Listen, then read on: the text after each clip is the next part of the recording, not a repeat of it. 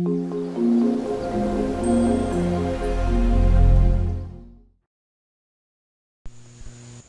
students, I am Dr. Naveen Kumar. In this lecture of Dravya Guna, we will discuss about definition of Dravya under the concept of Dravya. So first of all, द्रव्य परिभाषा शास्त्रोक्त है, आचार्य चरक का सबसे पहले mention है, सूत्र स्थान फर्स्ट चैप्टर से लिया गया है।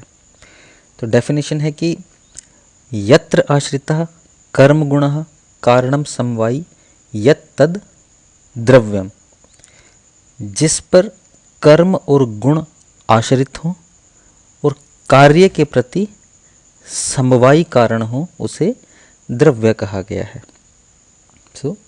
जिसमें कर्म और गुण समवायी कारण से आश्रित हों वह द्रव्य है। आचार्य सुश्रुत का मेंशन है सूत्र चैप्टर 40 में, द्रव्य लक्षणम तु क्रिया गुणवत समवायी कारणम, कि जिसमें क्रिया और गुण समवायी संबंध से हो वह द्रव्य है। इसको डिकोड करेंगे आगे, देखें। इस डेफिनेशन में आचार्य चरक और आचार्य सुश्रुत की डेफिनेशन में जो शब्द लिखा गया है गुण, क्रिया गुणवत में जो गुण लिखा गया, और आचार्य चरक की जो परिभाषा है जिसमें कर्म गुणा लिखा गया, इसमें जो गुण शब्द है, आचार्य चक्रपाणी टीका करते हैं इस गुण शब्द पे, और उनका मानना है कि द्रव्य के आश्रित जो रस गुण वीर्य विपाक और प्रभाव हैं, इन पांचों को ही यहाँ गुण शब्द से डिनोट किया गया है। तो अगर इस डेफिनेशन को वापस देखें तो ये क्या हो जाएगा, यत्र आश्रितः कर्म गुणा, कि जिस पर कर्म, द्रव्यों के कर्म जिस पर आश्रित हो, फार्माकोलॉजिकल एक्शन जिस पर डिपेंडेंट हो, और गुण यानी कि रस गुण वीर्य विपाक और प्रभाव, पांचों प्रॉपर्टीज जिनके कारण फार्माकोलॉजिकल रिस्पॉन्स होगा वो द्रव्य पे आश्रित होते हैं और कार्य के प्रति समवायी कारण होते हैं। मतलब कि जो फार्माकोलॉजिकल रिस्पॉन्स है, जो कर्म है, वो द्रव्य के बिना नहीं हो सकता। और ये जो द्रव्य आश्रित भाव हैं, रस गुण वीर्य विपाक और प्रभाव, ये भी द्रव्य पे आश्रित हैं, ये भी द्रव्य के बिना स्वतंत्र रूप से इनकी भी एग्जिस्टेंस, इंडिपेंडेंट एग्जिस्टेंस नहीं होती। इसीलिए कर्म और गुण द्रव्य पे आश्रित हैं और कार्य के प्रति समवायी कारण है। प्रियव्रत शर्मा जी मेंशन करते हैं कि जिस पर कर्म और गुण आश्रित हैं और अपने कार्य द्रव्यों के प्रति समवायी कारण है, ऐसा आचार्य प्रियव्रत शर्मा जी का मत है। अर्थ इन सब का एक ही है। अगर इसको द्रव्य गुण के रेफरेंस में देखा जाए तो इसका अर्थ यही है कि वह जिस पर फार्माकोलॉजिकल एक्शन कर्म और मेडिसिनल प्रॉपर्टीज गुण, तो द्रव्य वह है जिस पर सारी मेडिसिनल प्रॉपर्टीज और इन मेडिसिनल प्रॉपर्टीज से निकलने वाला फार्माकोलॉजिकल एक्शन डिपेंडेंट होता है। ओके, सो ठीक ऐसे ही आचार्य सुश्रुत की जो डेफिनेशन है, वहाँ पे आचार्य चरक ने जहाँ कर्म लिखा है वहाँ आचार्य सुश्रुत ने क्रिया लिखा है। गुण फिर से वही है, गुण से द्रव्य के आश्रित पांचों भाव लिए जा सकते हैं।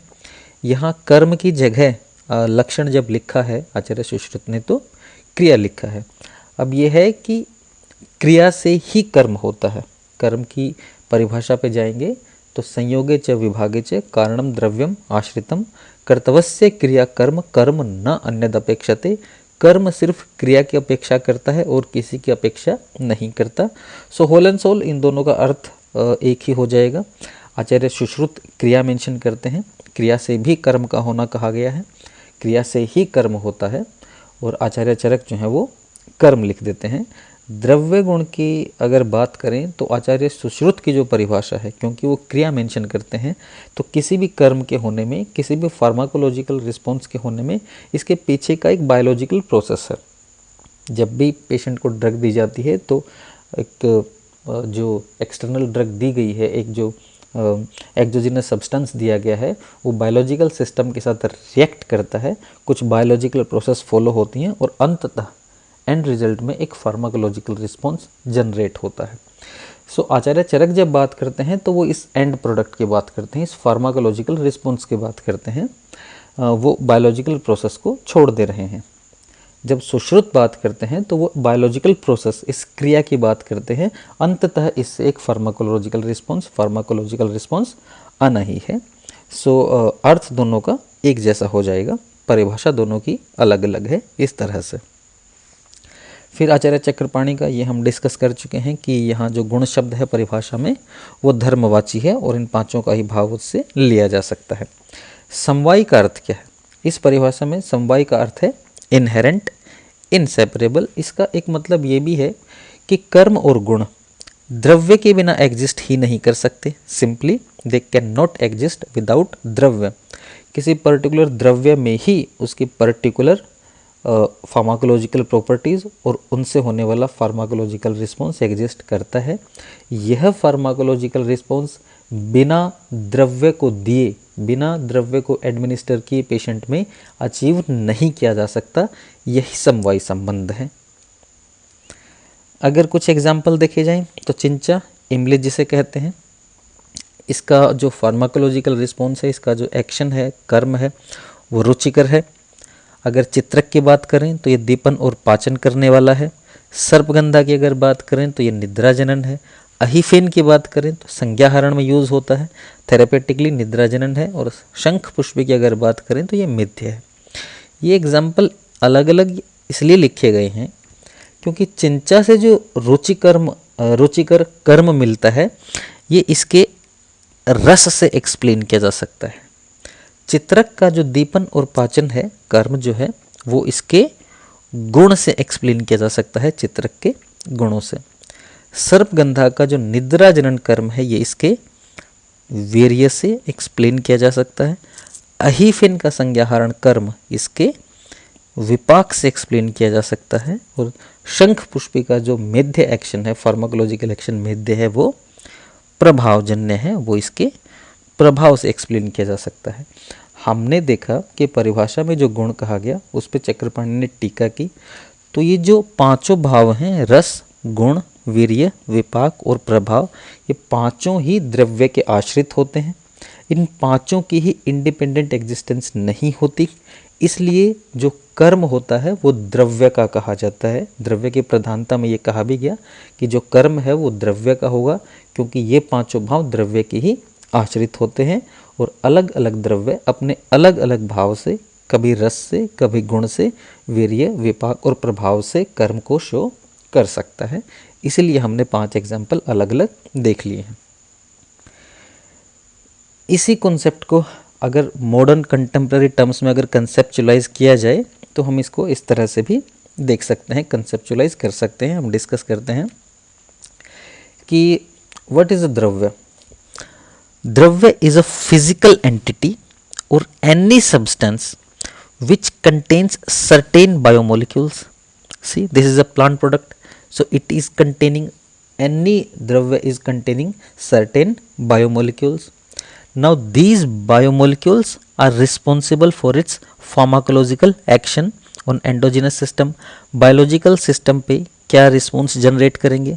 ये किसी भी द्रव्य में जो बायोमोलिक्यूल्स हैं, जो भी उसके केमिकल कंपोजिशन है, वही इस बात को तय करते हैं, उन्हीं के थ्रू फार्माकोलॉजिकल रिस्पॉन्स आता है। तो किसी भी द्रव्य का कंपोजिशन क्या है? कंपोजिशन मतलब वो किन बायोमोलिक्यूल से मिलके बना हुआ है, क्या एल्कलॉइड्स हैं, स्टेरॉइड्स हैं, फ्लेवोनॉइड्स हैं, जो भी उस पर्टिकुलर द्रव्य में बायोमोलिक्यूल्स हैं, बेसिकली तो फार्माकोलॉजिकल रिस्पॉन्स उन्हीं से निकल के आएगा।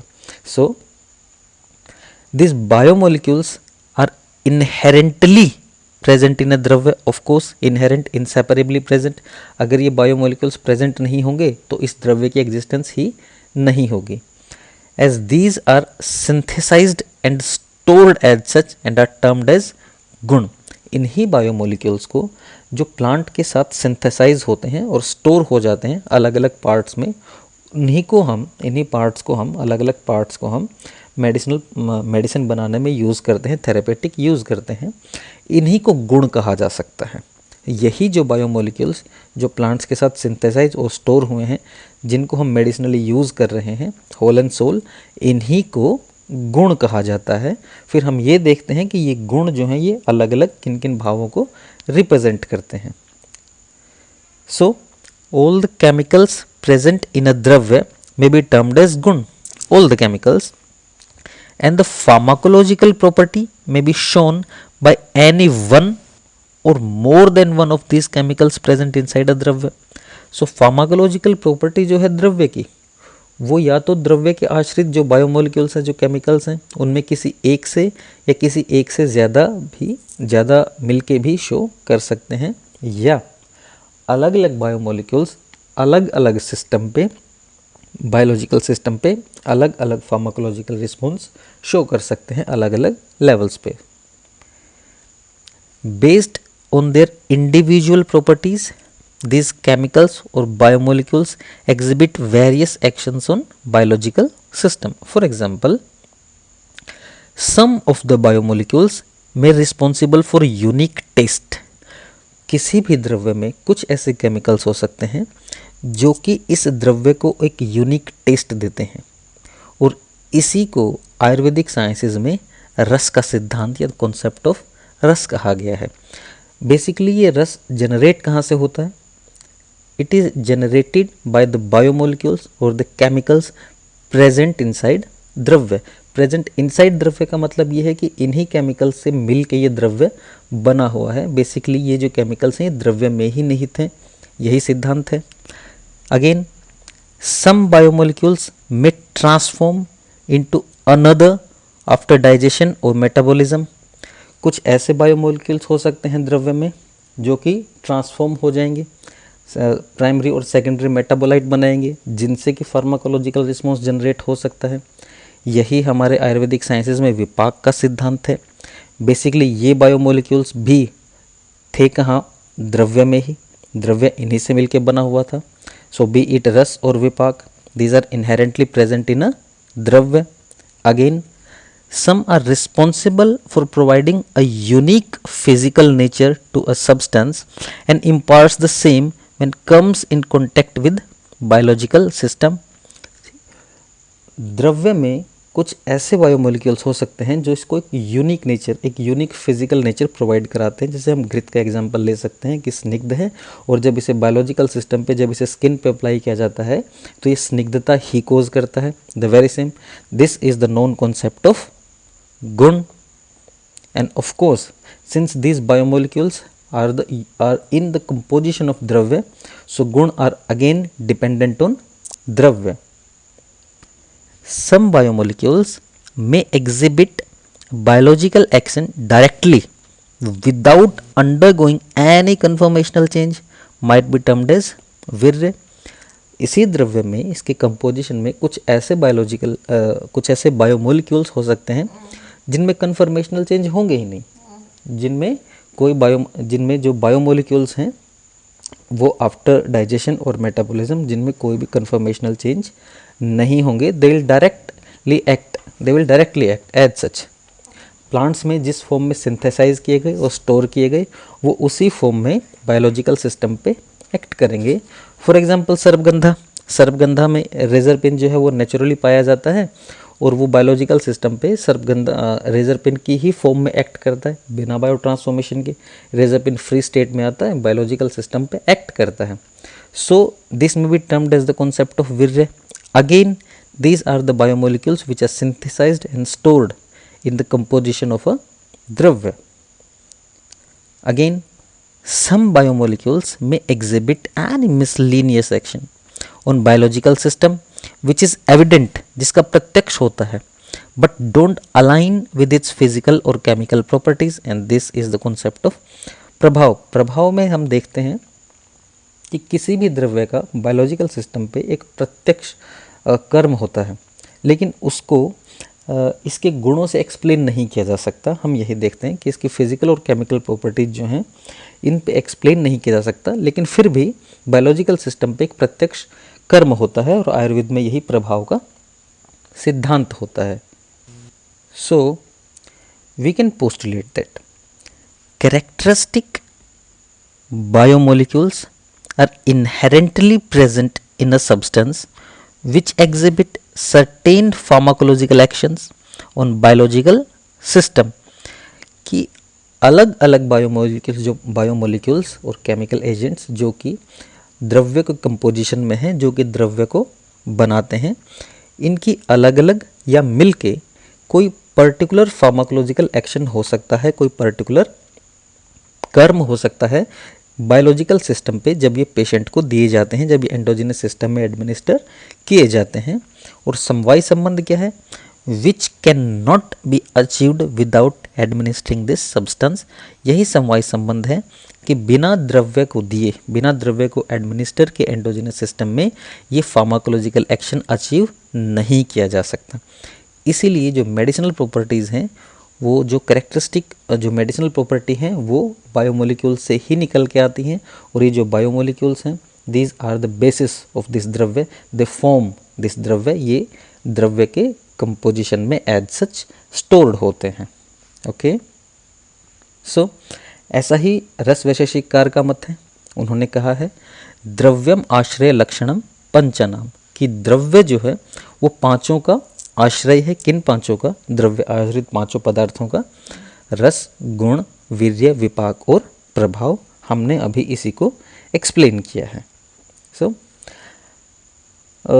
जस्ट फॉर कंक्लूजन, द्रव्य क्या होगा? Dravya the entity which beholds characteristic medicinal properties. अब करेक्टरिस्टिक मेडिसिनल प्रॉपर्टीज का मतलब होगा यूनिक मेडिसिनल प्रॉपर्टीज। हर एक द्रव्य का कंपोजिशन अलग अलग होगा, केमिकल कंपोजिशन अलग अलग होगा, तो जो मेडिसिनल प्रॉपर्टीज निकल के आएंगे वो भी करेक्टरिस्टिक होंगे। So the entity which beholds characteristic medicinal properties that are in turn responsible for any characteristic pharmacological response, and that's it. This entity would exhibit any pharmacological response. So this entity may be called as an active pharmacological agent. द्रव्य को हम एक active pharmacological agent भी कह सकते हैं in modern terms. In more simpler and specific terms, द्रव्य is any pharmacological active agent which exhibit characteristic medicinal properties, and these characteristic medicinal properties will result into a characteristic pharmacological response. This is repeating again and again just to conceptualize the whole thing about this dravya. In Ayurvedic sciences, this is to remember guys, in Ayurvedic sciences, dravya is always a natural pharmacological agent that is derived from plants. Okay, we all know this. So that's all about it, about the definition of dravya and conceptualizing the definition of dravya. In the next lecture we'll discuss about classification of dravya, Sahitokta classification of dravya. So till then, thank you for watching.